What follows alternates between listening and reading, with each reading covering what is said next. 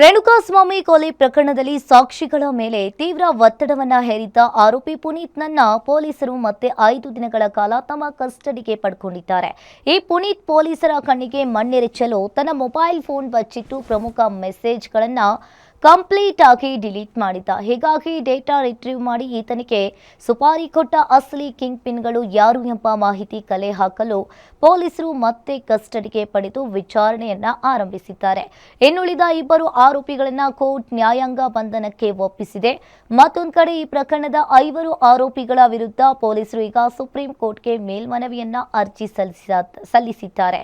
ಧನರಾಜ್, ಪವನ್, ರಾಘವೇಂದ್ರ, ನಂದೀಶ್ ಮತ್ತು ವಿನಯ್ಗೆ ಸಿಕ್ಕಿರುವ ಜಾಮೀನನ್ನ ರದ್ದು ಮಾಡುವಂತೆ ಈ ಹಿಂದೆಯೂ ಕೂಡ ಹೈಕೋರ್ಟ್ಗೆ ಪೊಲೀಸರು ಅರ್ಜಿಯನ್ನ ಸಲ್ಲಿಸಿದ್ರು. ಆದರೆ ಹೈಕೋರ್ಟ್ ಆ ಅರ್ಜಿಯನ್ನ ವಜಾ ಮಾಡಿದ್ದ ಹಿನ್ನೆಲೆಯಲ್ಲಿ ಈಗ ತನಿಖಾ ಅಧಿಕಾರಿಗಳು ಸುಪ್ರೀಂ ಕೋರ್ಟ್ ಕದ ತಟ್ಟಿದ್ದಾರೆ. ಇನ್ನು ಕೆಲವೇ ದಿನಗಳಲ್ಲಿ ಈ ಅರ್ಜಿ ಸುಪ್ರೀಂ ಕೋರ್ಟ್ನಲ್ಲಿ ವಿಚಾರಣೆಗೆ ಬರುವ ಸಾಧ್ಯತೆ ಇದೆ. ಒಟ್ಟಿನಲ್ಲಿ ರೇಣುಕಾಸ್ವಾಮಿ ಕೇಸ್ನಲ್ಲಿ ಆರೋಪಿಗಳಿಗೆ ಚಕ್ರಬಂಧವನ್ನ ಹಾಕಲು ಖಾಕಿ ಪಡೆ ಬಿಗ್ ಪ್ಲಾನ್ ಮಾಡಿದೆ.